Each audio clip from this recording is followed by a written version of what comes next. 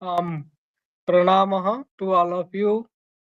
So this is third day of our IKS-TKDL workshop on traditional knowledge, intellectual property, and people's right. Today we are very grateful, Madam Dr. Vijaya Lakshmi Asthana Madam is with us. Madam has a doctorate in chemistry from Bhava Atomic Research Center, Mumbai, and Madam has extensive experience of IPR related to our Indian system of medicine, uh, Ayurveda, Unani, Siddha, Rigpa, and Yoga is also included, and metallurgy is also included right now. So, Madam is also editor of Journal of Intellectual Property Rights and examiner of patent, Indian Patent Office. So we are today, Madam will talk about the core aspect of intellectual property rights and TKDL, traditional knowledge. How we can protect our TK, traditional knowledge. What is the defensive protection? So everything will be explored, ma'am. So I request, ma'am, to start your session. Before that, we can start with a Shanti mantra. Om Asatu Ma Sadgamaya Tamaso Ma Jyotirgamaya Mrityurma Amritam Gamaya. Om Shanti Shanti Shanti.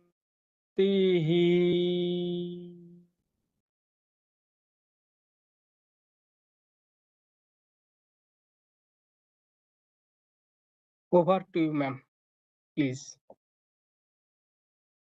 Thank you very much, please.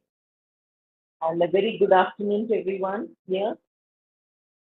So I'll share my presentation. You can share whether Yes, please. Please.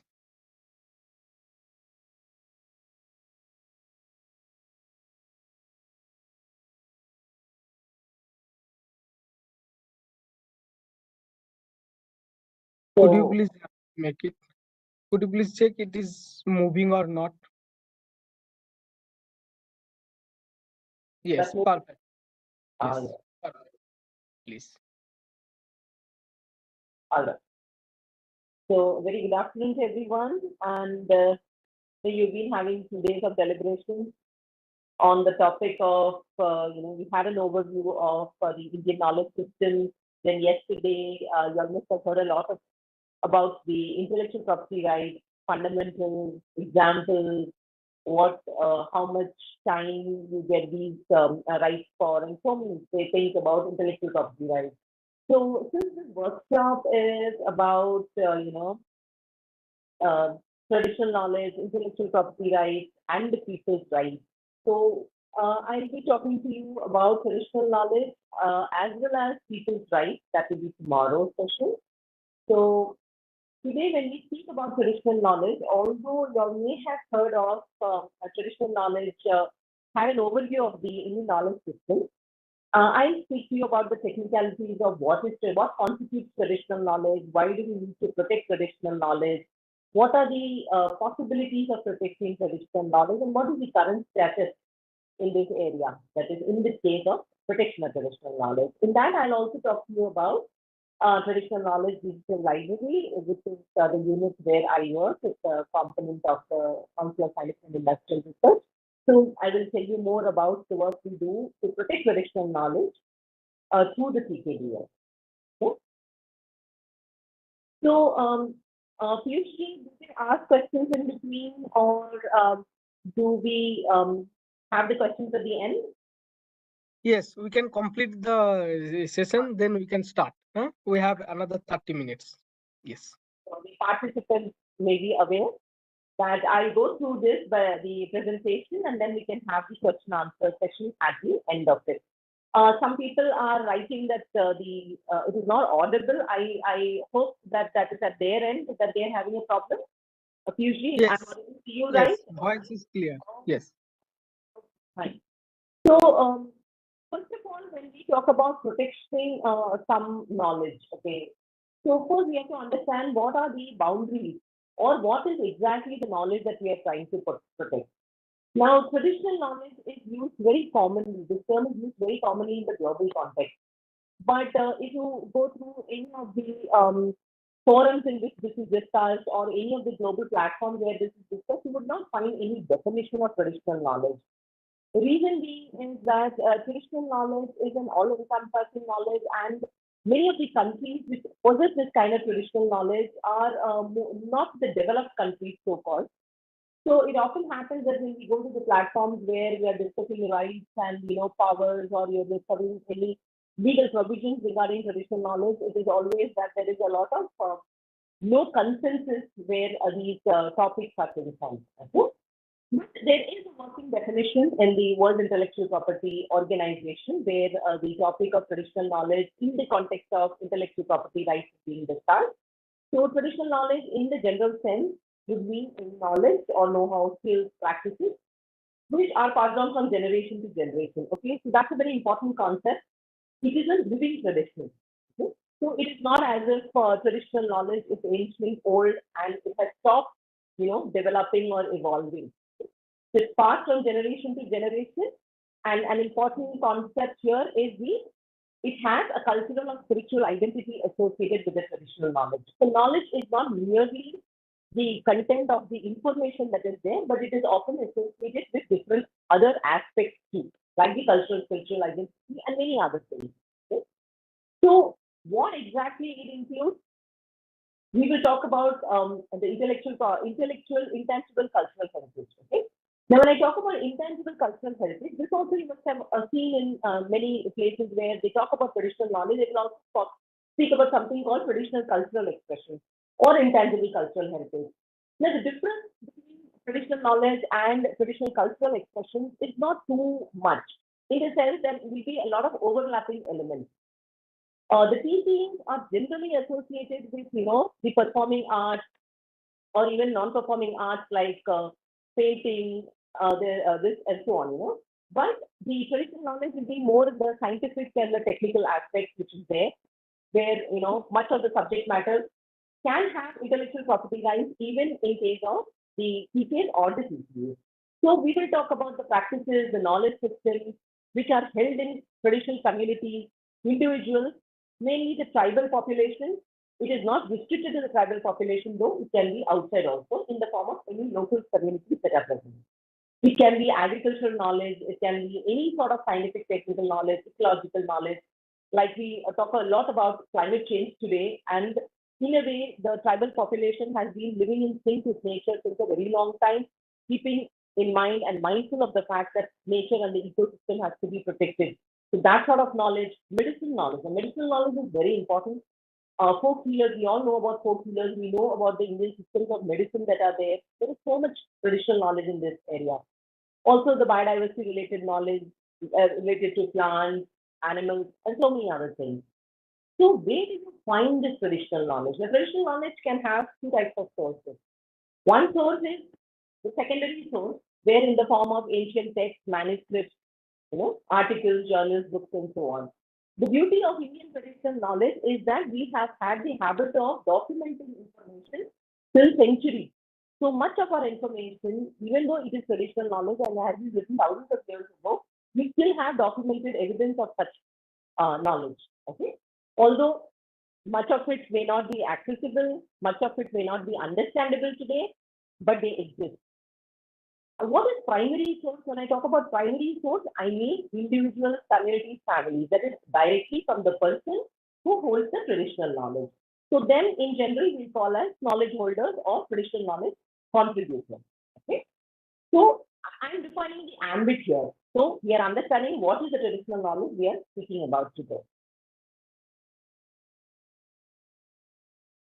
So where are the manuscripts present? Now we all know, we all have seen this palm leaf manuscript, okay, in childhood somewhere. We have always come across all these things, and we know a lot of the ancient text was written in palm leaf manuscript. It's also in the form of stone inscriptions.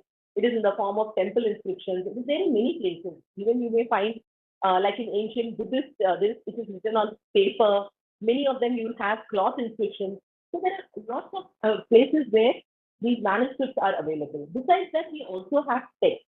Now, the problem with the traditional knowledge in the context of the traditional classical text is that many of these texts are now become out of print. Okay, we have had a text written hundreds of years ago. Some of them have been reprinted and we see it is made available through certain organizations, some government organizations, some non-governmental organizations, but a lot of it is out of print.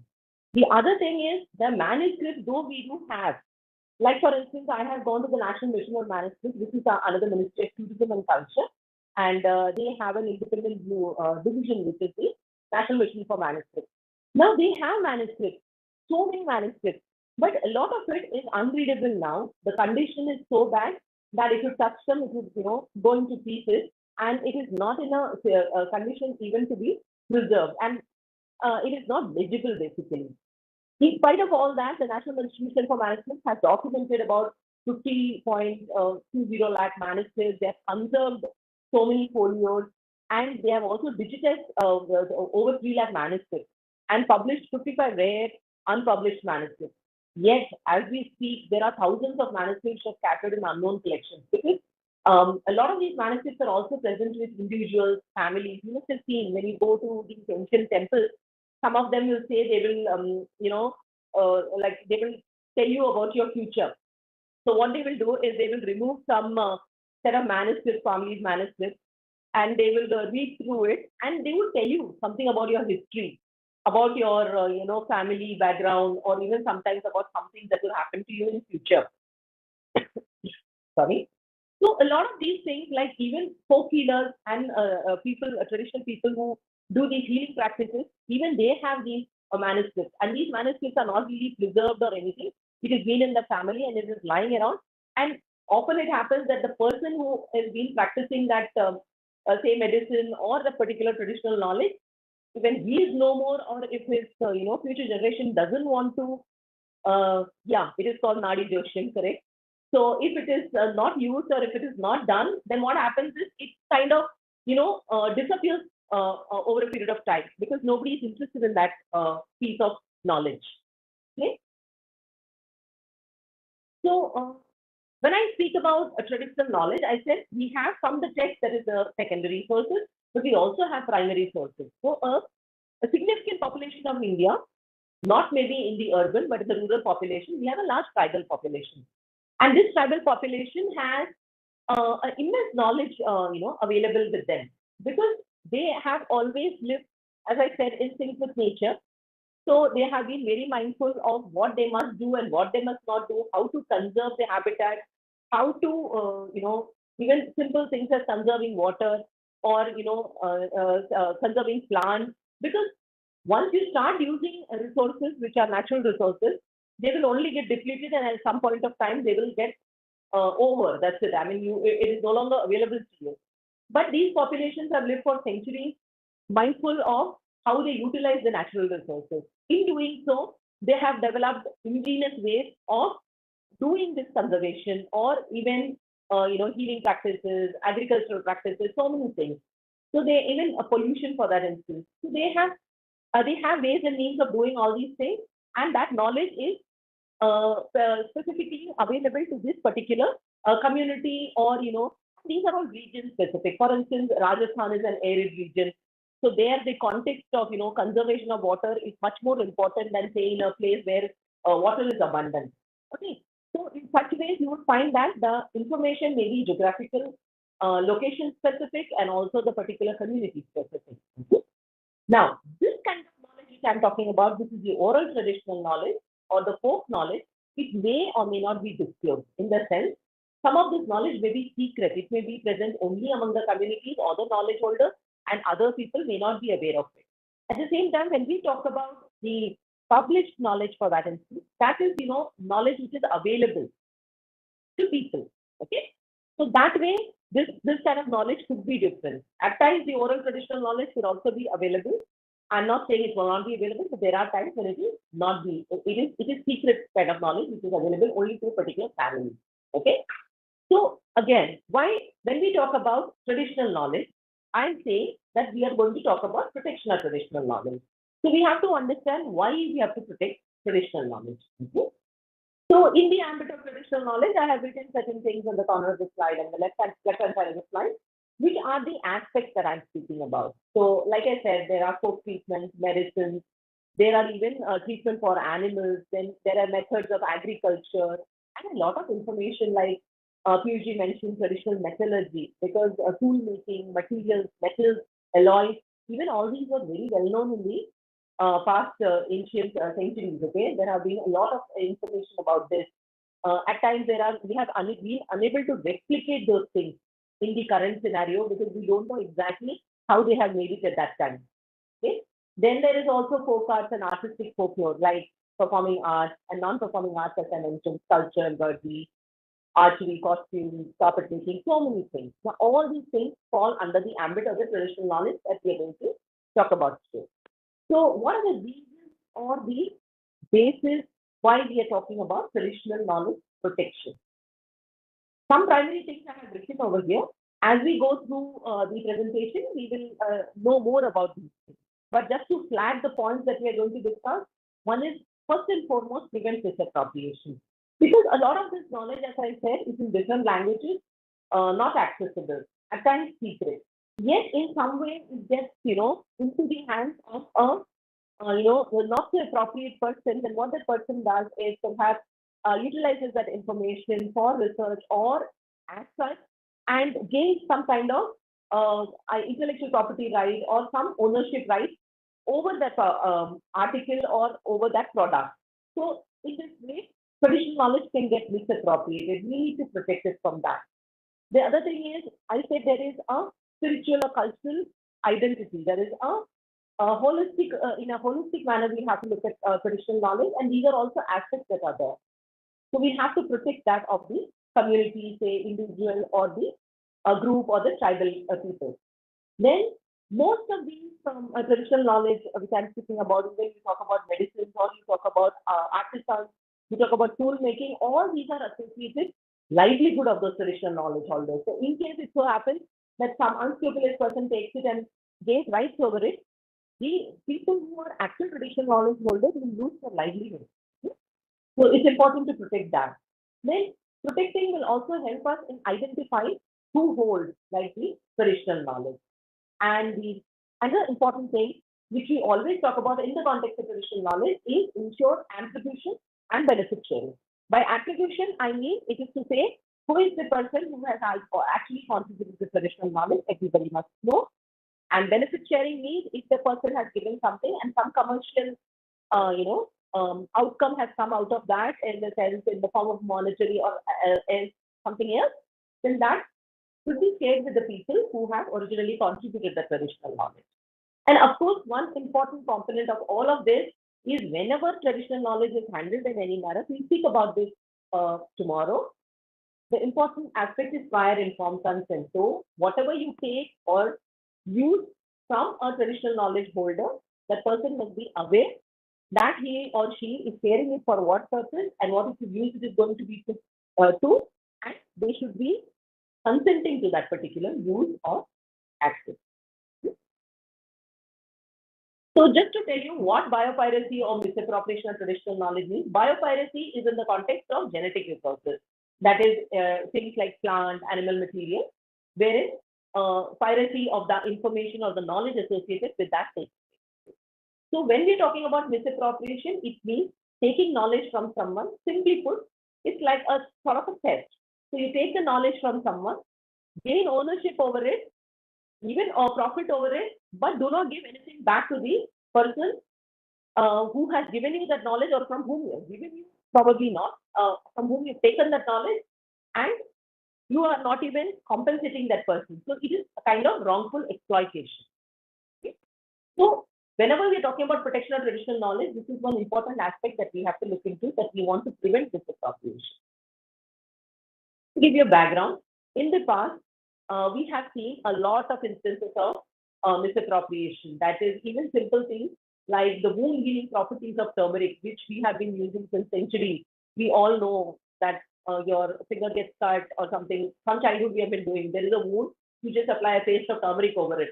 Now, even a simple thing as that was applied for a patent in 1995, and it was granted in the US Patent Office. Okay, and it took like so many years for us to fight that patent and get that patent revoked. Okay, and for that we had to place before the patent office prior art. Now you all heard about patents yesterday, so you all know that a patent has to be novel, inventive, and should have industrial application. So how will the person, an examiner in the patent office, decide whether it is novel or no, or inventive or no? He has documents of the state of the art or information related to it, which is being published and available, which is forms the part of prior art. Prior art means is information, what information is already known. Okay. Now all this information is, while all this information is already known, the problem is it is not accessible or the language is not understandable. So in many of these cases, when misappropriation was taking place, we still couldn't do anything about it. Even a recent case is even the Chilta, the tea growers carrying those bags, or any agricultural produce, they collect it and put it in that bag. That's a Chilta, used in Himachal Pradesh. And this was patented. Okay. Piyush, a lot of people are saying that this voice is not clear. I'm not sure. Is there an echo? Yeah, it's okay from my side. So, So I was a is little it, concerned because a lot of people are saying that. do, do you have But any option to increase your volume, madam? Or it's full? okay, Please check once. okay, I'll try.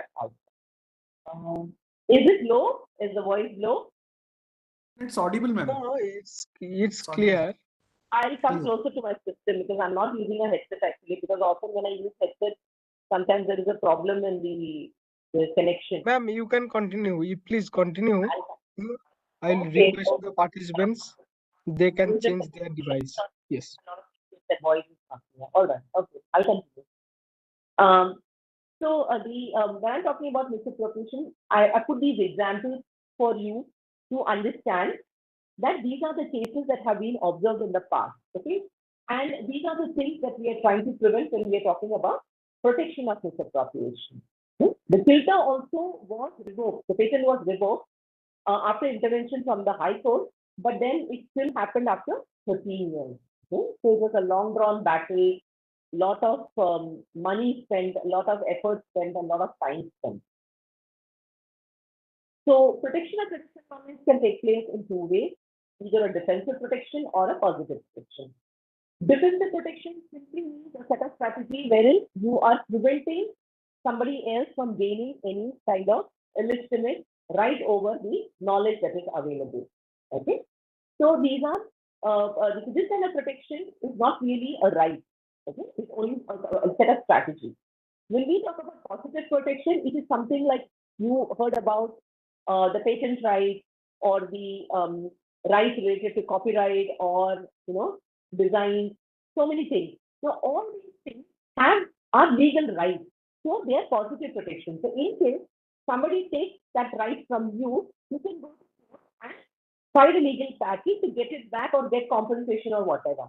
But those such positive right, I will explain more about it later, exist for traditional knowledge. Although there are some indirect kinds of rights available, a positive right, like in the case of an IPR, does not exist for traditional knowledge. Okay, and a lot of efforts have been going on in the international as well as national level to create such positive protection, but no, such right has been or legal right or law has been created so far. Okay? So what we will speak about today is only the defensive protection. I will also tell you something about positive protection. So what do we mean by defensive protection? I told you when somebody goes in for patent right, those who are not hearing the voice may disconnect and reconnect. Okay, sometimes that works. So in case you have a problem with the issue, and also if you are having people close to you also using mics, perhaps you could have this echo problem. So you can just disconnect and connect. Perhaps it would work. Okay? So when we talk about defensive protection, we are talking mainly about documentation of traditional knowledge. That's an important aspect. The defensive protection, one example is also TKDL, which I'll explain to you. And why I'm calling this defensive protection, if you consider a right like a patent right. I told you that when you talk about novelty or inventive step of a patent, what the examiner sees is prior art. What is prior art? Prior art is in some form of published information which is available. Okay, so that is a kind of documentation of the information. So in case of traditional knowledge too, in India, a lot of information is being documented. Now this is through private organizations, it is through universities, um, and also we also have governmental organizations working on documentation and so on and so forth. Okay? So some examples that I have shown here relate to ethnomedicine, for instance, like the central councils of which come under the Ministry of Ayush, they publish a lot of information on traditional healing, both including information related to Ayurveda, Unani, Siddha, Savarika, as well as oral traditional knowledge. Okay. Also, if you look at ICMR, they have also done a lot of work on medicinal plants of Western Ghats and many other plants, and they have also talked about the medicinal properties of all these plants. Now, these are important to document, not only from the aspect of preservation, but also from the aspect of protection, because then once it gets recorded, it will no longer be possible for someone to use that information without acknowledging the source. Okay? Similarly, if you see the Ministry of Tribal Affairs, they have a lot of information on their site pertaining to the knowledge that is available in states. This will include their, artistic knowledge also, like the traditional cultural expressions I spoke about, jewelry making. The one example that I have shown here is, they paint their walls in Odisha. So all those things are examples are also given. In a way, by recording all these things, what we are doing is showing that this already information is existent. Okay, so that's the defensive aspect of this kind of documentation. I'm giving you a lot of examples of where documentation takes place. Reason being is that this presentation will be shared with you, and you all can go to these sites and look at the kind of information that is available. It will help you if you are planning any research or you are currently doing research, or even if you want to understand the process of documentation and so on and so forth. Okay? So if you look at the National Medicinal Plant Board, this is comes from the Ministry of Ayush. They have an Indian medicinal plant database. It is basically all the plants that have been used in Ayurveda, Unani, Siddha, Savarika systems of medicine. The good thing about this, database is that it has got a lot of vernacular names. See, we come from different states in India. We know the same plants, but we call it by different names. And often we don't know. See, we are not all educated in the botanical sciences, so we may not know the scientific name, but we all know the name in some language that is, when it is grown in a particular territory or so on and so forth. Also, as I said, based on the region, number of the type of plants grown or the properties of these plants, all these could be different. And this medicinal plant database has a lot of such information, including the healing properties of this plant. Another example is this FRLST database.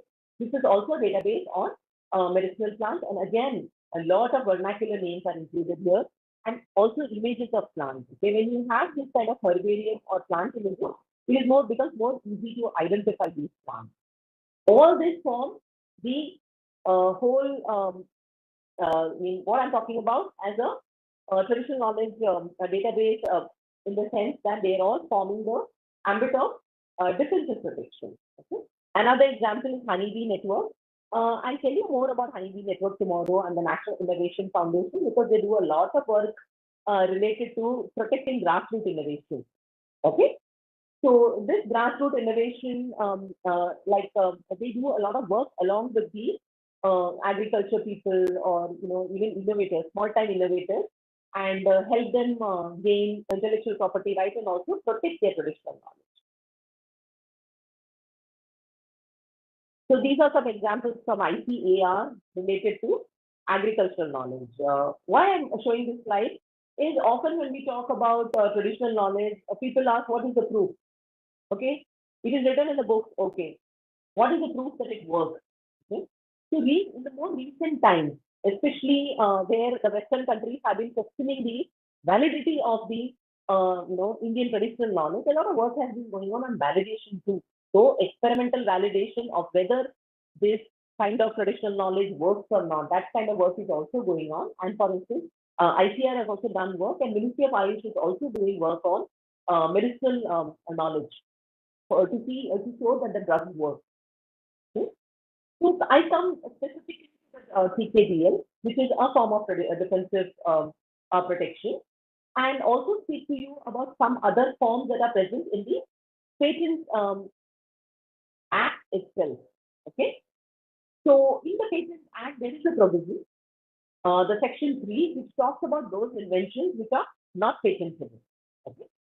So one such thing is an invention which is in effect traditional knowledge or an aggregation or duplication of known property of traditionally known component or component. Okay. So essentially, just the traditional knowledge per se cannot be patented under the Indian Patents Act. So again, this becomes a defensive form of protection. So essentially, we do not allow this kind of patenting. Then I talk to you a little more about traditional knowledge library. This is a database. I told you the background. That is, so many patents got granted on Indian traditional knowledge. Okay. So when we started the TKDL, we realized that the gap had to be filled. We had to have something which was converting all that information in different languages into some form which is accessible and understandable by the Westerners. That is, patent examiners who are sitting abroad in different countries where you do not understand the Indian culture, the tradition, or even for that matter, the languages. Okay? So this is a database which is a value-added TK information database. It contains currently information from Ayurveda, Unani, Siddha, Sovarikpa, Yoga. We have it in the form of formulations, in the sense therapeutic formulation, wherein we talk about a particular ingredient or a particular formulation for the treatment of certain conditions. Okay. We also include information on the dietary regimen. We talk about the surgery, surgical tools, diagnostic tools, all that information, and even therapies like Panchakarma, all those things are also included. Okay. So what we do.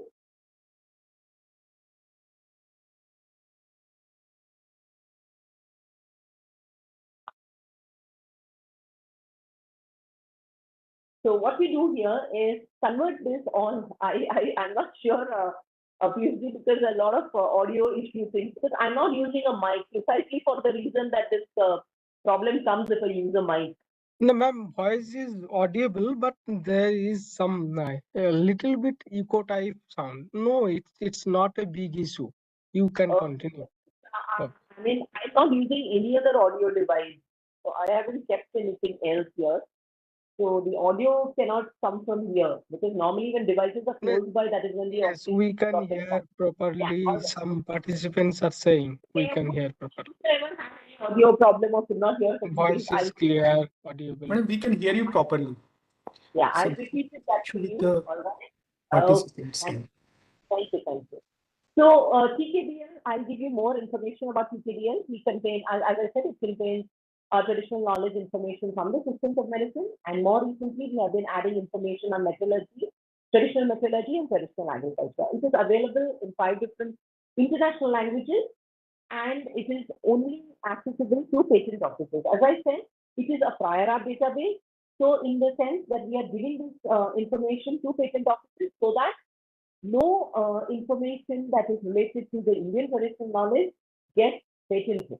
Okay? So it remains protected as a property of, the Indian heritage is protected. Okay? We also do something called, filing third-party observations, which I'll show you later. That is more like an outcome of the traditional knowledge digital library, wherein this data is used and presented to patent examiners, and they see it, and based on this information, they decide whether the information that is presented in a patent application is novel and inventive.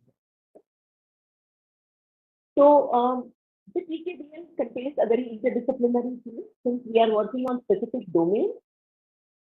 And those domains are like, as I mentioned, the systems of medicine. So we work through a project mode, and the people who work in the TKDL are usually domain experts. For instance, doctors of Ayurveda, Unani, Siddha, practitioners of yoga. We have, since the whole thing is ICT based, so we have IT experts, also patent experts because they of the IPR aspect in it. And what do? They do is identify the information that is present in the text, convert it into form in the form of code, and then we generate a report. Okay. So no information is translated in TKDL. It is more like a transcription in a structured manner and presented in a structured, searchable manner so that that information can be retrieved, searched, and made accessible to patent examiners. So I'll just show you an example of a report or the information that is there. This is the kind of information that we take up. Now we know that the traditional knowledge in India is written in several languages. Okay? For instance, Ayurveda, a lot of it is in Sanskrit, but we also have in Malayalam, we also have in many regional Indian regional languages like Telugu, Kannada, Bengali, and so on and so forth. Yoga, again, a lot of it is in Hindi, it's in Pali, it is in Sanskrit, so many languages. The third language shown here is Bhoti. This is where how Swarika is written. Then I have another example here is Siddha. It is written in Tamil. And Unani, of course, can be in Arabic, Persian, or Urdu. Okay? So we do have experts. The practitioners of the system of medicine usually understand these languages. They can read it, understand, translate, interpret. Okay? So that is how the work is done. So suppose we start from something that I showed you in the beginning, that is the image. We get it in the form of a report like this, which is understood by patent examiners. So if it is a therapeutic formulation, it will include the information on what are the ingredients in a particular formulation, how much is used, how the particular formulation is made, how it is given to the patient, and how the treatment for the treatment of what, basically. And the most important aspect of this particular report will be the bibliography, the name of the book from which the information has been taken, along with when you click the a particular book details, you will get the prior art image. That is the original text in the original language that will also be available. And in some cases where plants are there, also the image of the plants is also included in the TKDL. So what is the advantage of the TKDL database? Since we are collecting information from all systems of Ayush, see, normally a practitioner of Ayurveda will understand Ayurveda. He will not know anything about Unani or Siddha for that matter because the languages are different. But through this TKDL database, we can talk across the system. So if we're talking about a particular medicine or a particular ingredient, say even Japipatti, through the TKDL, you will understand what are the Japipatti called in different systems of medicine and in what medicines it is used across the systems of medicine. Also the botanical names, common names, and in some cases vernacular names, wherever we find it is written. Okay. Similarly, we do this kind of modern terminology, ancient terminology correlation for disease names also. So the Ayurveda description will be correlated with an English name. So a person who is not a practitioner of Ayurveda, also if he sees the physical disorder, will understand what the particular text is talking about. Okay? And a lot of modern descriptions, you'll understand the medicinal descriptions or even disease conditions are not the same as we describe as today. So it is more correlated from the symptoms that are mentioned in the text. Okay. So simple things like fever, cough, all those things will be written in a different manner in the text, but we correlate with the current symptoms.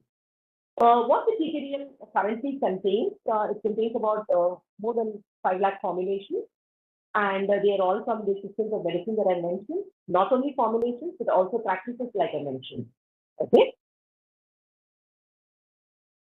So, as I said, we are also talking about the metallurgy and agricultural practices. Currently, this has not been made available to the patent examiners, but this will be made available once the information gets included. Okay. We have also received the cabinet approval for widening the access of TKDL to other users. As I said, Currently, we are only sharing it with patent offices, but soon, at some point of time, when the necessary approvals are received, we would also be sharing it on subscription basis with other users besides patent examiners. This would, we believe, encourage more research and more, it will also be an educational tool, since the kind of information that is present is very expansive. I also mentioned about another defensive protection means. Like many of these patent offices have provisions for us to present evidences, and the examiner will look at it. Of course, it is his discretion, his or her discretion to decide the case, but we can present the evidences. So we do this for the TKDL database, and why I'm showing this is it's like an outcome of the a whole exercise that is being undertaken to create the TKDL database as far as. So far, 375 patent applications have either been abandoned, refused, or amended based on the TKDL applications, TKDL evidences that have been presented. Okay? These are over many different patent offices, which I have shown over here. Some examples, I will not explain these examples, I've included it here so that you can have an idea of how this work is done. Since this presentation will be shared with you, you can have a look, because this is a more technical thing and a lot of you may not have the interest in understanding this, but those who are interested may have a look at this. We actually present the information in the form of evidence. The patent examiner, while taking into the TKDL, we will look at these particular examples, see if it is prior art, and send it to the applicant. Then the applicant has to respond to it. If the examiner is satisfied, the patent will get granted. If the examiner is not satisfied, as I said, he could reject the application, ask the patent applicant to modify it or amend it, and further, processing of the application takes place. So these examples are there. One is an example from USPTO, and one is an example from the Indian Patent Office. So you can have a look at it.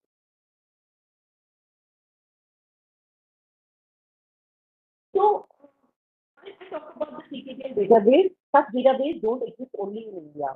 Other databases, like for instance, you must have heard of Chinese medicine. I mean, it's also as well known or well practiced like the Indian systems of medicine. So there are databases of PCN, but these databases are more related to current data. They also take information from the journals or practices which have been done or experiments which have been carried out, and those kind of information and also the omics information is there.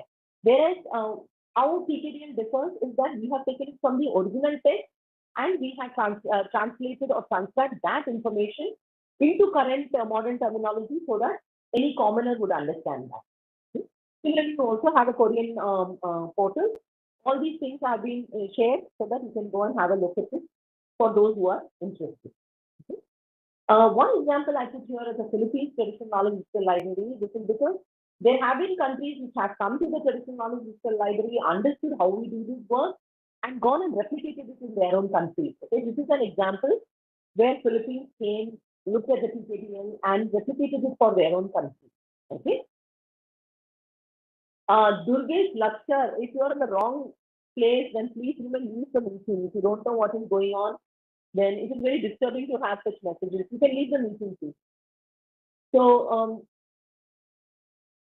Philippines Traditional Knowledge Digital Library, as I mentioned, they have a very similar information like TKDL, and they have created based on the TKDL. So that is to show that we have also helped others to do this kind of work.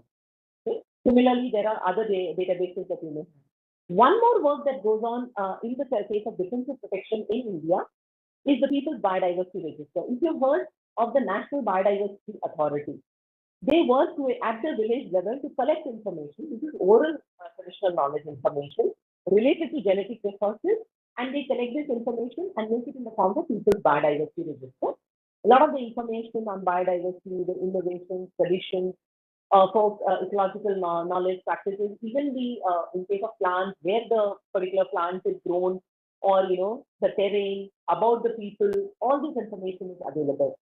This, of course, is not open information because it is collected in the form of books and published, but it remains within the control of the Biodiversity Management Committee or the State Biodiversity Board, which prepares these kind of databases. Okay.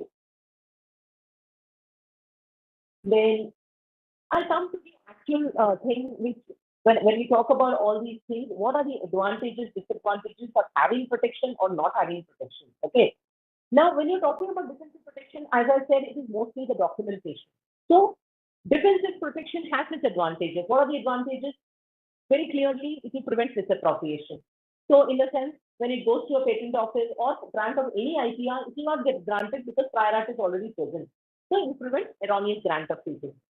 We do preserve valuable heritage. As I told you, most of this information is dying out. Why? Because often the next generation doesn't want to practice or use that knowledge, or even doesn't want to preserve. Often they may not even maintain the information that their predecessors or their ancestors have maintained. So we have to maintain and preserve this valuable knowledge.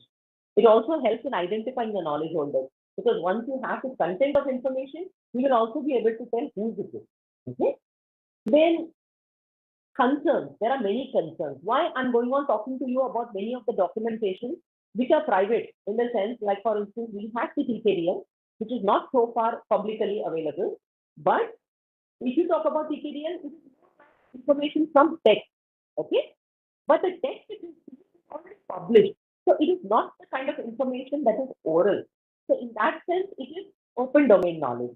But if you are going to document information which is not open domain, secret information, and let's make it readily accessible, or is these going to trigger more misappropriation? This has been a constant concern. Whenever traditional knowledge, digital libraries, or any kind of repositories are created, it always is a question, is that going to trigger more misappropriation? Okay. Prior informed consent while collecting the knowledge, was it taken? Often that is not clear. Then information control. Once these repositories are created, now it contains information from so many people. Then who is the final custodian or owner of that? Okay, that's one question. Then while you have this undisclosed TK, which is oral TK or folk knowledge, what is the extent of access? How confidential it is? Is there any leak? I know the kind of what do you call it? The ICT development that has taken place, it's often very difficult to secure information. Okay, so how secure that information is if you're going to put in some digital platform? Then, due to the technological advances and genetic resources, for instance, you must have heard of digital sequence, like there, the digital sequencing information. Now, that sequencing information does not even be physical access. You just need to know the DNA, RNA, whatever, and then do your research with that. You don't need to access the original genetic material. Okay? So these are the concerns which are created not only because of the technological advances, but also because of other things that is, happening here. Positive protection, I just have two, three slides for positive protection because I didn't speak about positive protection. That there is no law, I already told you. Okay, so we do not have any law. There is no positive protection available. But can the patent law, copyright law, design law, plant variety protection law, or the geographical indication law be used for protecting traditional knowledge? There are some elements which may be protected, but I told you traditional knowledge is a holistic knowledge. It is not just if you talk about, say, climate control information that is available, or even agriculture produce. For instance, when they start the sowing of seeds, often they would there will be some incantation, there will be some invocation of some god, deity, or something. Then they will plant. Why? Because they want it to complete its cycle till the harvesting, which will take months, and finally get good produce out of it, and of course the benefit of growing that particular produce. So in that case, it is not just the agriculture, the soil or what they plant, how they plant, the seed, placement distance. Now that is not the only important thing. There are other things also associated. Then they will know when it is going to rain, when it is, the things will happen through certain planetary alignments, as well as looking at birds and all those things. So there are a lot of things associated. So can any of these particular type of law protect TK? That is, it is found that it's not possible. Also, challenges are traditional knowledge is not novel. All these things require that the knowledge has to be novel. Traditional knowledge is not novel. It has been practiced over years, although it is dynamic and elements get added on, new elements get added on, they're living traditions, yet they are not novel. and they're never privately owned. It is never personally owned. Most of the intellectual property is all individual owned. Maybe not geographical indications, but all the others are individual owned, and often in traditional knowledge, it is not individually owned. It is in the form of some community. Okay? So it is understood that these are all challenges, and protecting teaching through the existing IPR is not possible. Okay? There are some Government of India frameworks. You can go and have a look at all these things, which may protect some elements of teaching, but not it holistically. Geographical indications, we know, protect the brand. Okay, so even if there is a TK present in the geographical indication, that would not get protected.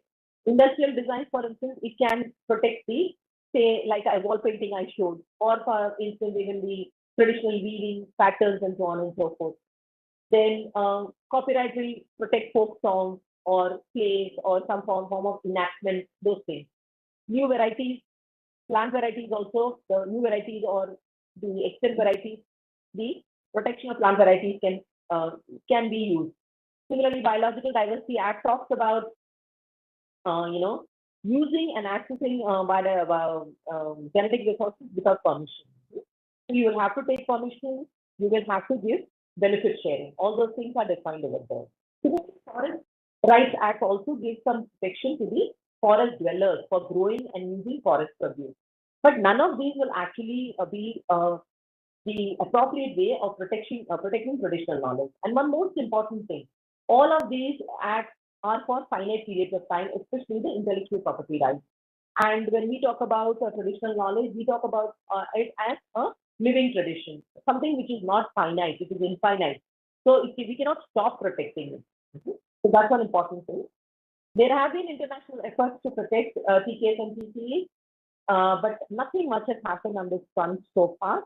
The only law that of note which has been accepted, which is not yet ratified by many countries, it just got signed last May, was something related to the genetic resources and associated features. And also that is a very small level of protection in terms of information systems like the documentation that we are talking about, and that any person who accesses these systems and uses it for research must disclose the origin or from where that person has got that information or that material for that information.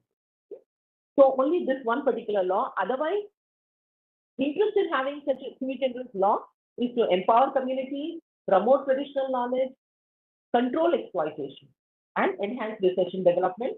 But as I said, the consensus at the global level has been minimal, and not much has been happening in this area. And even this law, the TC that I'm speaking about, which got signed last May, it happened after more than 20 years of discussion. Okay, and the actual TKTC protection is still being discussed for an international regime, and nothing has happened so far, even after I think 23 or 24 years. Okay? So I'll stop my presentation here. If you have any questions, feel free to ask. Piyushji, over to you.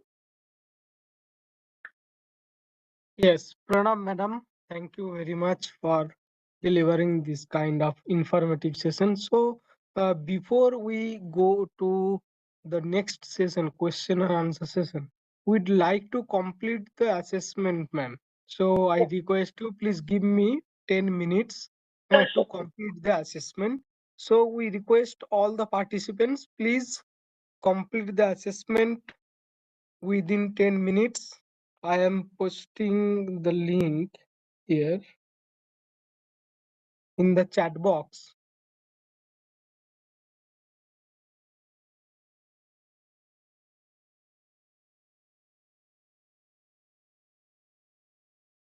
I am also going to upload in the Google Drive. So whoever watching through our IKS live stream, please use your Google Drive folder, access the link and complete the assessment within 10 minutes. So it's 4:25. So we'll end 4:35.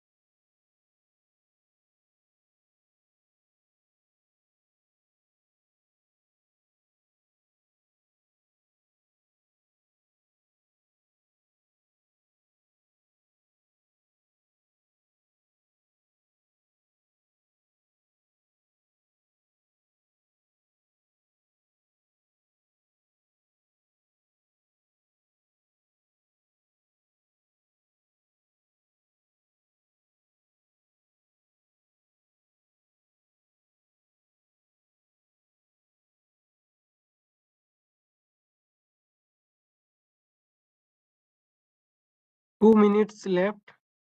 Please submit your response. You have another 2 minutes. Please complete and submit.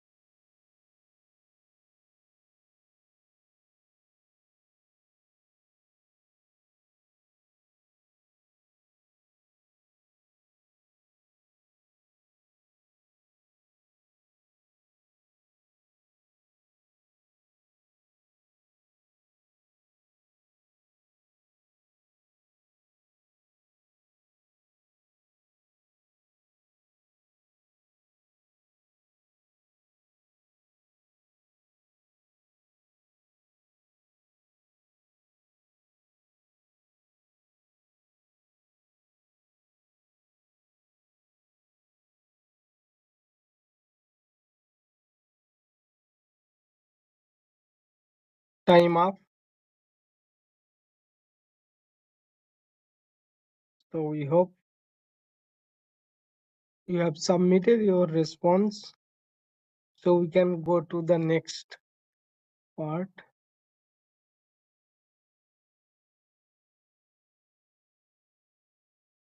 So we request all the participants, please raise your digital hand if you have any queries or type your questions in the chat box.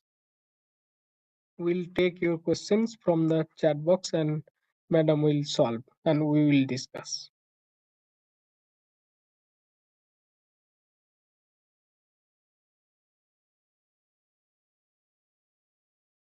Madam, kindly tell me how TKDL can be useful for management and commerce persons from Indu Singhji, Dr. Indu. For management And commerce persons, management and commerce. all right. See, originally the TKDL when we started, as I mentioned, that we started with systems of medicine. And it was meant to be a prior art database. So the idea was to look at those domains which were being patented or being misappropriated and had commercial value. Okay. So the ISM was taken up in that manner, and then we looked at other areas like agriculture and metallurgy. So as of now, if you ask me what is the use for a person who is from a commerce background, maybe TKDL as a database does not have any relevant information in that aspect. But given at a later point of time, when more and more traditional knowledge gets included, we may look at other texts which are relevant to you all. Thank you. Yes, the second one from Aditi ji. Madam, are there any criteria used to designate a cultural practice as traditional knowledge? And the second part is, ma'am, how do we determine whether cultural practice falls under the ambit of traditional knowledge or not? See, currently the term traditional knowledge, as I mentioned, it doesn't even have a global definition. So the only aspects of traditional knowledge that we look at it is having it is ancient, it has come, passed on through generation to generation. It has certain elements of spiritual, and cultural things which are associated with a particular community or a unit or a family who practice it. Okay, so in that sense, we talk about traditional knowledge. Now, when you talk about whether a cultural expression can be a traditional knowledge, now those things, in what context you're asking the question, that would be more useful to understand. And the other thing is, as I mentioned, elements of traditional cultural expression and traditional knowledge, there could be overlap. The only demarcation in the international context is if you go to a UNESCO site, you will get some information on what is traditional cultural expression or intangible cultural heritage. There they talk about living expressions which are inherited from ancestors again, and they will refer to oral traditions and also where oral traditions are in terms of festivals, social practices, rituals, and the artistic things, all those things, like including performing arts and non-performing arts. Okay, so ICH has a definition, and there are the UNESCO also grants ICH status to certain things, like for instance, in India, the Garba dance, yoga, Vedic chanting, some instances I'm telling you, these have all been given ICH status. So it has got that intangible cultural heritage status, which is granted by the UNESCO. Thank you.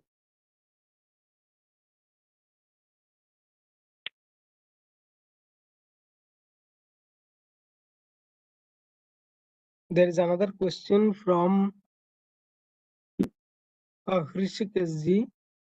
Question is, as yoga industry is expected to grow as 1 trillion in few years, what are TKDL's future plans or strategies to proactively challenge or potentially gain rights over yoga related patents that have already been granted by foreign patent offices such as the USPTO?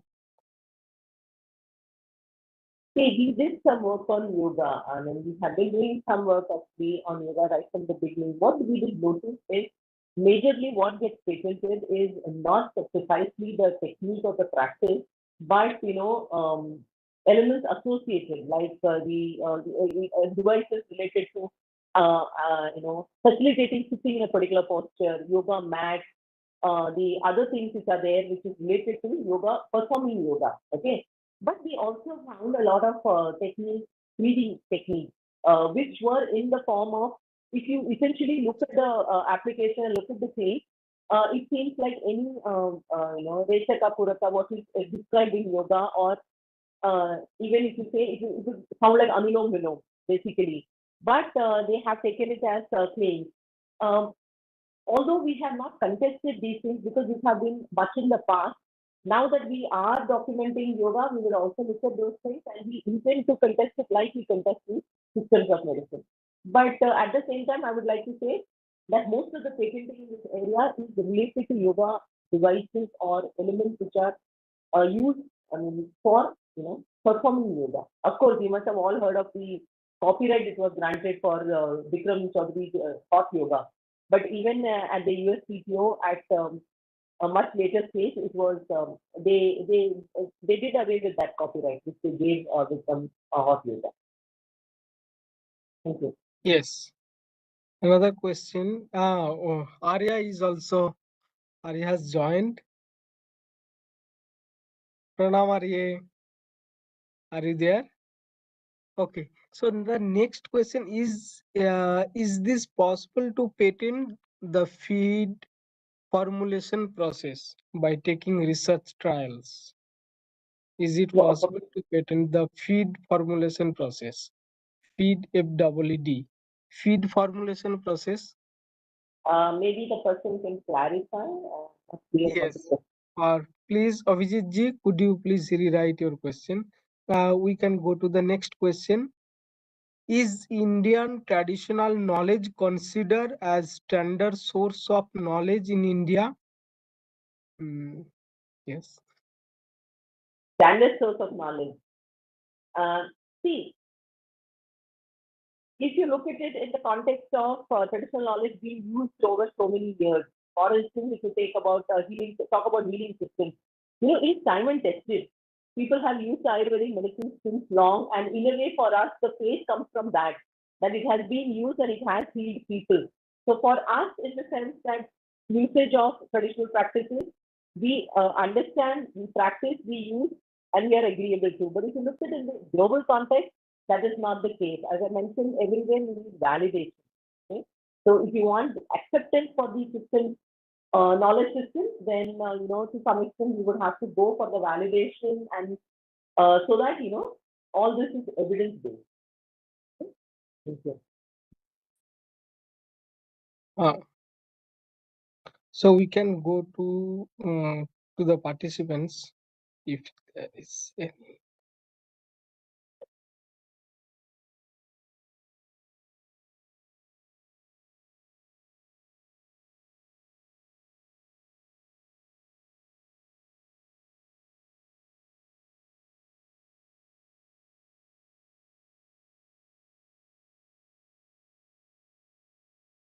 Ravi Kant ji,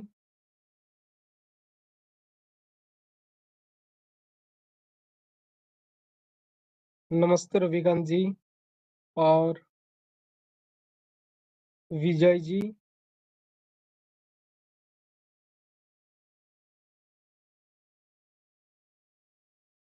Now we can go to the chat again.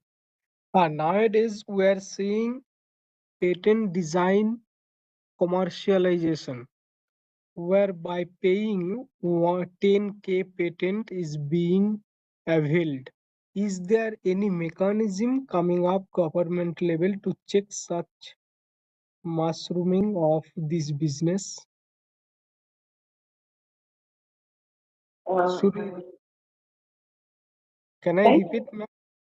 Yeah, I'm just trying to look at the question so that I can read it myself. So this is from 4:43. Time is 4:43. okay, patent design commercialization. Okay. Yes. I don't understand what you are saying by paying 10,000. See, design registration has a fee. But again, when you talk about design registration, which you must have also heard of yesterday, it has to have the novelty, uniqueness, whatever the criteria for, a design registration. So those things are, always essential. So when I talk about, artisans' designs being copied, it's usually because that information is not available to whoever is registering, or, these have mechanisms like after it is published, I think maybe Anuj will be able to explain it better. I think there, honestly, people are given time to oppose, right? So in case that during that time, if nobody does it, it means that person can, get a design registration. So I think the necessary checks and balances are in place. Yes. Another question is, ma'am, is history and traditional knowledge close relations? History and traditional knowledge, of course, because we are talking about ancient knowledge. So yeah, history is closely associated. But when you look at certain specific aspects of it, for instance, you talk about, okay, since I work in the area of traditional medicine, I'll be able to explain it better in terms of the Indian systems of medicine. As I told you, it is evolving. Okay, so that's the history part. So if you talk about the healing systems which are being used maybe thousands of years ago and being used today, the kind of evolution that has happened, that's the history of that particular system of medicine, especially the changes that it has undergone, or the kind of things that have influenced those particular changes. So all that is very important when you talk about history of a particular system of knowledge. Okay, so yes, history and traditional knowledge are closely related.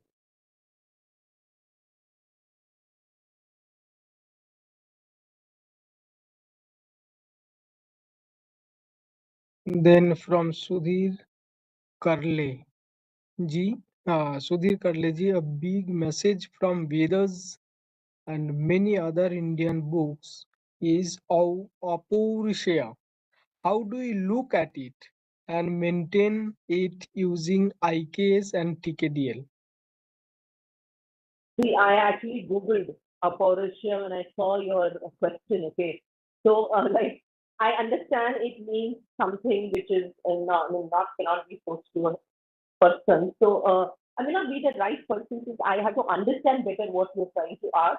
Maybe you yourself can clarify in what context you're asking this question. Okay. Maybe you can give a chance for him to, explain what he's saying. I am not very clear about the question in the context of traditional knowledge or in the context of the current discussion that we are having. If you explain it, maybe we can discuss it further. I saw a Yes. question here which talks about yajna and havan therapy using jari booties in the Ayurveda. Traditional knowledge in modern era. Hmm. Yeah, I believe so. Yeah, it is a part of traditional knowledge because you have some sort of information associated. You can continue, please.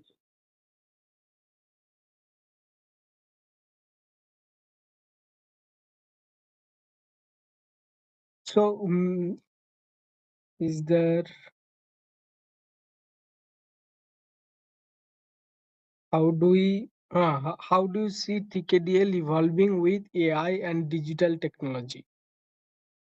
So that's the TKDL, how we can collaborate and share knowledge with So our. yeah, it's a very I want to say unknown area for now for us also because after chat GPT and after all these things, it becomes complex to understand what kind of information is being created from where. See, all said and done, AI cannot create information. It can only process information which is already present. Okay. So, in the context of traditional knowledge, since we have a large amount of information, processing of that information and getting useful knowledge out of it, I think in that context, AI would be very useful. Yes, and regarding relation between history and IKS, as Murthy sir has mentioned yesterday. So the framework which we are following, Bharatiya Drishti, Parampara and Laukika Prayojanam. The third one, Laukika Prayojanam, is more important. What is the practical utility of that particular knowledge? So there is no concept of apaurisya. The principle, is this principle valuable in this modern context? How it can fulfill some how does it solve some problems of our existing modern problems? That is the Laukika Prayojanam, how it's evolved through generation. That is the Parampara and Bharatiya Drishti. That's the unique aspect of each and every domain. So, what is the paradigm of that particular knowledge? So, there is no history and IKS is totally different. And regarding Yajna and Apurusha, so it's not only Vedic tradition. There are many traditions within India.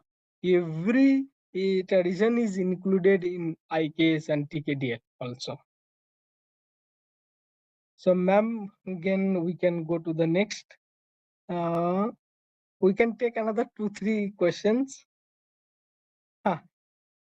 See, ma'am, could you please check the last question? If we take a trial on animal feed by making our formulation and with new process, then it will be possible to make it patent? The last question.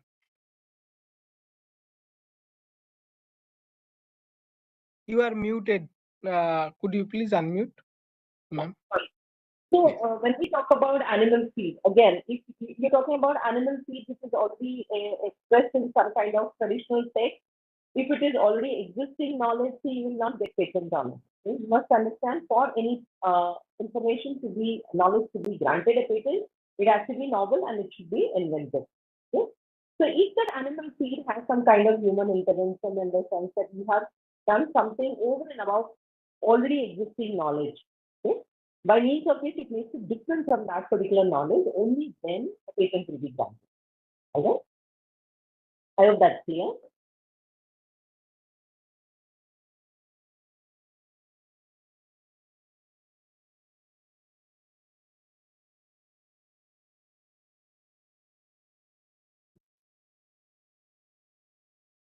So it's almost 5 o'clock, ma'am. So we can complete with the last question. Then we can go to the Shanti Mantra. So is psychomedical plans have scope in traditional knowledge? Yes, ma'am. So I don't know what you mean by psychomedicinal plants, but if you see, there is a lot of reference to, you know, things, plants like cannabis in traditional medicine, and they actually have medicinal properties, okay? And especially in Unani, it is used in a lot of conditions. So yes, there is at least references to plants like cannabis in the traditional medicine.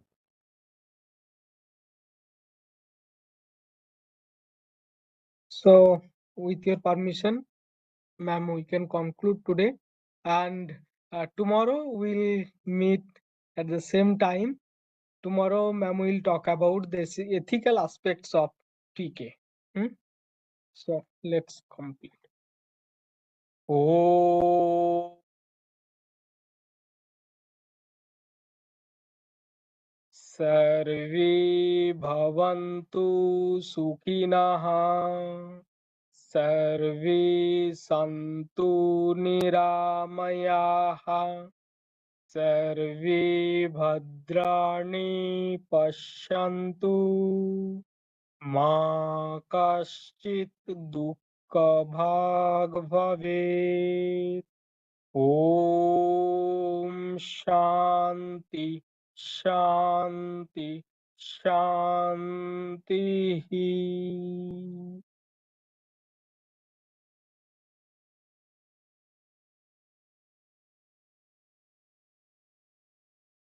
पुनर्मिलामः.